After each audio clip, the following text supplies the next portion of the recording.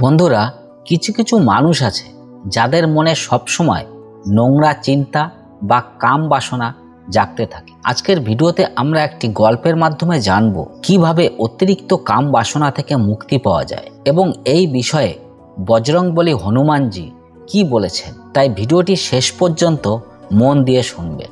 একবার মহর্ষি নারদ ইন্দ্রলোকে গিয়েছিলেন। সেখানে গিয়ে তিনি দেখলেন ইন্দ্রদেব ব্রহ্মা, উর্বশী আর মেনকাদের সঙ্গে ভোগবিলাসে মগ্ন। এমনকি নারদ মুনি যখন ইন্দ্রলোকে পৌঁছালেন তখন ইন্দ্রদেব তার সঙ্গে দেখা করতেও এলেন না। এতে নারদজি খুব কষ্ট পেলেন। তার মনে প্রশ্ন জাগলো, মানুষ কেন এত কাম বাসনায় ডুবে থাকে? কে আছেন যিনি এই বাসনা থেকে মুক্ত? এই প্রশ্নের উত্তর দিতে পারবেন কেবল একজনই, তিনি হলেন মহাদেবের অবতার হনুমানজি। নারদ মুনি তখন আর দেরি না করে ইন্দ্রলোক ত্যাগ করে সোজা হনুমানজির কাছে গেলেন। তখন হনুমানজি গভীর তপস্যায় মগ্ন ছিলেন। নারদজি পৌঁছাতেই হনুমানজি চোখ খুললেন এবং বললেন, আজ আমার কাছে কি কারণে এসেছেন? কারো সঙ্গে কোনো অপ্রীতিকর কিছু ঘটেছে নাকি কেউ বিপদে পড়েছে? নারদজি বললেন, হে সংকটমোচন হনুমান, এমন কিছুই ঘটেনি। আমি শুধু একটি প্রশ্নের উত্তর জানতে চাই। হনুমানজি জিজ্ঞেস করলেন, বলুন কি সেই প্রশ্ন?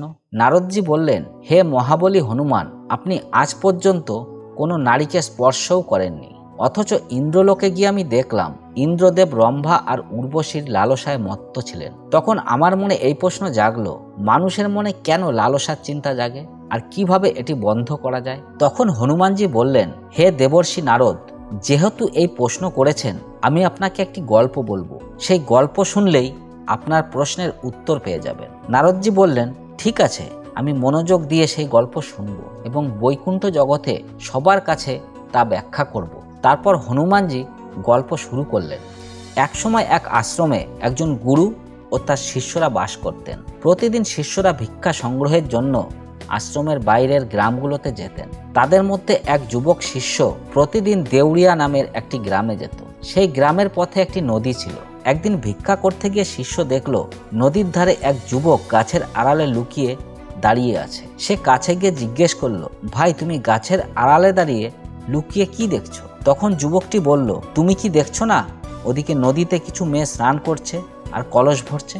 শিষ্য তাকিয়ে দেখলো সত্যিই কিছু মেয়ে স্নান করছে। তখন সে বলল, এতে লুকিয়ে দেখার কি আছে? এ তো স্বাভাবিক ব্যাপার। যুবকটি বলল, বোকা, তুমি কি তাদের শরীরের সৌন্দর্য দেখতে পাচ্ছ না? ওদের কোমর, শরীরের নরম ভাব, সব কিছু কি তোমার চোখে পড়ে না? এই কথা শুনে শিষ্য আবার নদীর দিকে তাকালো। এবার সে সেখানেই চোখ আটকে ফেললো। আগে সে ছিল নির্ভীক, তার মনে এমন কিছু আসতো না, কিন্তু এবার সে গোপনে মেয়েদের দেখতে শুরু করলো। হঠাৎ তার ভেতরের বিবেক কেঁপে উঠলো। সে নিজেকে বলল, আমরা কি দেখছি? এটা তো ঠিক নয়, আমাদের এখান থেকে চলে যাওয়া উচিত। তারপর দ্রুত আশ্রমে ফিরে গিয়ে নিজের কাজ শুরু করলো। কিন্তু সে যা দেখেছিল সেই দৃশ্য বারবার তার চোখের সামনে ভেসে উঠতে লাগলো। মন তার অস্থির হয়ে উঠল। আরেকবার দেখার জন্য মন কাতর হয়ে উঠল। কাজকর্মে তার মন বসছিল না। পরের দিন সে ভোরে আবার রওনা হলো আর গেল সেই নদীর ধারে। সেখানে আগের সেই যুবকও উপস্থিত ছিল। এবার সেও গোপনে মেয়েদের দেখতে লাগলো। এরপর থেকে সে প্রতিদিন একই কাজ করতে লাগলো। এভাবে ধীরে ধীরে তার মনোযোগ ভিক্ষা, আশ্রমের কাজ, এমনকি খাওয়া ঘুমের দিক থেকেও সরে গেল। সবসময় শুধু সেই মেয়েদের রূপ আর সৌন্দর্যের চিন্তায় ডুবে থাকত। গুরু যখন শিক্ষা দিতেন তখনও তার মন অন্যত্র থাকত। যখন এই অবস্থা নিয়মিত চলতে লাগলো তখন গুরু বিষয়টি বুঝতে পারলেন। একদিন গুরু শিষ্যকে ডেকে বললেন, আজ থেকে আমিও তোমার সঙ্গে ভিক্ষায় যাব, আমরা একসাথে বের হব। তখন শিষ্য বলল, গুরুদেব, আপনি কেন চিন্তিত হচ্ছেন? আমি ঠিকভাবে ভিক্ষা করতে পারি। গুরু শান্তভাবে বললেন, ঠিক আছে, তাহলে তুমি একাই ভিক্ষা করতে যাও। গুরুজি এই কথা বলার সাথে সাথেই শিষ্য ভিক্ষার জন্য বের হয়ে গেল। শিষ্য বের হওয়ার পর গুরু নিজেও আশ্রম ছেড়ে গোপনে তার পিছু নিলেন। কিছু দূর যাওয়ার পর গুরু দেখলেন তার শিষ্য আরেক যুবকের সঙ্গে অপরাধীর মতো গাছের আড়ালে লুকিয়ে আছে এবং লুকিয়ে কিছু দেখছে। গুরু ধীরে ধীরে কাছে গিয়ে দেখলেন শিষ্য নদীর ধারে মেয়েদের দিকে তাকিয়ে আছে যারা জল ভর্তি করছিল। তখন গুরু বললেন, শিষ্য, তুমি এসব কি দেখছো? গুরুর কথা শুনে শিষ্য ভয়ে ভীত ও বিভ্রান্ত হয়ে পড়ল, যেন কোনো চোর চুরি করতে গিয়ে হাতে নাতে ধরা পড়েছে। তার অবস্থা এমন হলো, ঘামতে শুরু করলো, গুরুর চোখের দিকে তাকাতেও পারল না। গুরু তখন শান্তভাবে বললেন, আমার শিষ্যরা নির্ভীক, তারা কোনো কিছুতেই ভয় পায় না, অথচ তুমি ভয়ে কাঁপছো কেন? শিষ্য হাত জোর করে বলল, গুরুজি আমাকে ক্ষমা করুন, এটা আমার দোষ নয়, এই যুবকই আমাকে প্ররোচিত করেছে। তবে আমি আপনাকে কথা দিচ্ছি, আজ থেকে আর কখনো এই কাজ করব না। গুরু তখন বললেন, কোনো সমস্যা নেই, তবে এটা মনে রাখবে, আমরা যেমন মানুষের সঙ্গে মিশি তেমনই তার প্রভাব আমাদের জীবনে পড়ে। তাই সবসময় ভালো সঙ্গ বেছে নাও, যাতে তোমার মনে ভালো চিন্তা প্রবেশ করে। এরপর গুরু ও শিষ্য আশ্রমে ফিরে গেলেন। শিষ্য আবার আশ্রমের কাজে মনোযোগ দিতে শুরু করলো। তবে সে আর কখনো সেই পুরনো পথ দিয়ে ভিক্ষা করতে গেল না, বরং অন্য পথে যেতে লাগলো। কিছুদিন পর ধীরে ধীরে শিষ্যের ভেতরে ক্ষোভ জন্ম নিতে লাগলো। সে অন্যদের প্রতি রাগ করতে লাগলো, সবসময় অস্থির বোধ করত। এক রাতে গুরু শিষ্যের কাছে এসে বললেন, তুমি এখন পর্যন্ত কতবার তোমার প্রতিজ্ঞা ভঙ্গ করেছো? এই কথা শুনে শিষ্য গুরুজির পায়ে পড়ে কাঁদতে লাগলো। সে কাঁদতে কাঁদতে বলল, গুরুদেব, আমি বারবার প্রতিজ্ঞা ভেঙেছি, আমার মন আমার নিয়ন্ত্রণে নেই। আমি প্রাণপণে চেষ্টা করি প্রতিশ্রুতি রক্ষা করার, খারাপ চিন্তা দূর করার, কিন্তু আমি তা পারি না। যতই চেষ্টা করি না কেন সব সময় ভুলে যাই। তখন গুরু বললেন, ঠিক আছে, আমার সঙ্গে এসো। গুরু শিষ্যকে আশ্রমের বাগানে নিয়ে গেলেন। সেখানে কিছু ড্রেন ছিল, যেগুলোর মাধ্যমে নদীর জল গাছের শিকড়ে পৌঁছাতো।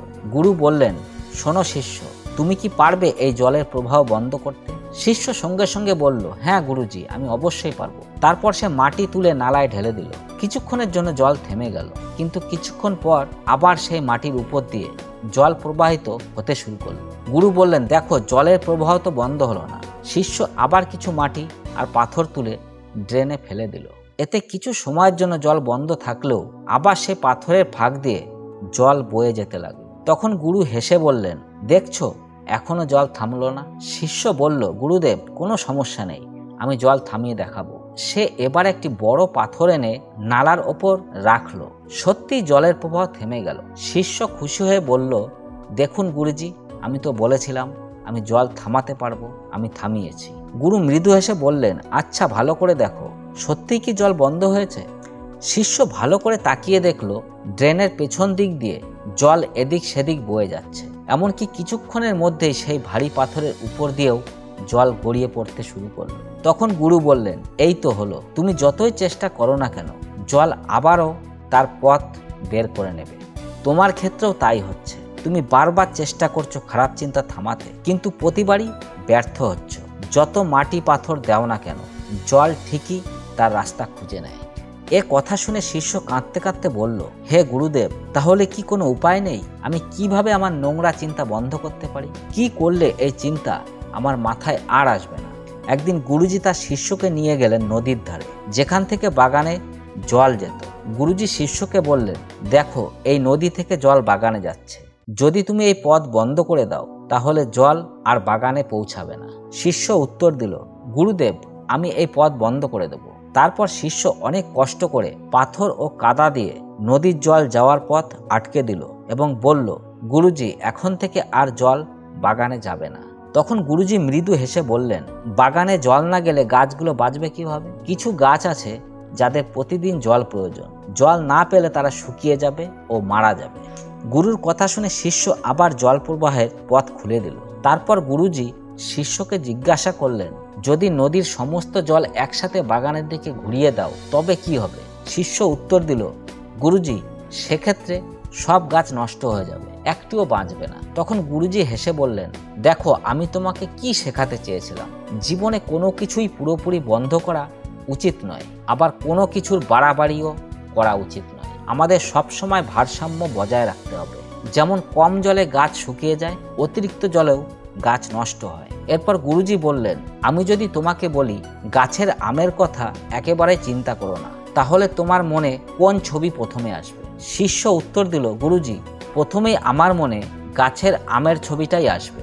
তখন গুরুজি বুঝিয়ে বললেন, যখন আমরা জোর করে নোংরা বা খারাপ চিন্তা দূর করার চেষ্টা করি, তখন সেই চিন্তাগুলো আরও জোরে আমাদের মনের মধ্যে প্রবেশ করে। তাই এগুলোকে একেবারে ঠেকানোর চেষ্টা না করে আমাদের মনকে ভারসাম্য করতে হবে। অনেক সময় আমরা নিজেরা খারাপ নই, কিন্তু কিছু খারাপ মানুষের সঙ্গের কারণে নোংরা চিন্তা আসে এবং প্রভাব ফেলে। এ কথা শুনে শিষ্য বলল, গুরুজি, আপনি সত্য বলেছেন, আমি পথ হারিয়ে ফেলেছিলাম। সেই রাতে শিষ্য শান্তিতে ঘুমালো। সকালে মন প্রাণ দিয়ে কাজ করলো, ভিক্ষা সংগ্রহ করতে বেরিয়ে গেল। পথে সে দেখলো সেই একই যুবক এখনো গাছের আড়ালে লুকিয়ে মেয়েদের দেখছে। শিষ্য নদীতে গিয়ে মেয়েদের কাছে জল চাইল।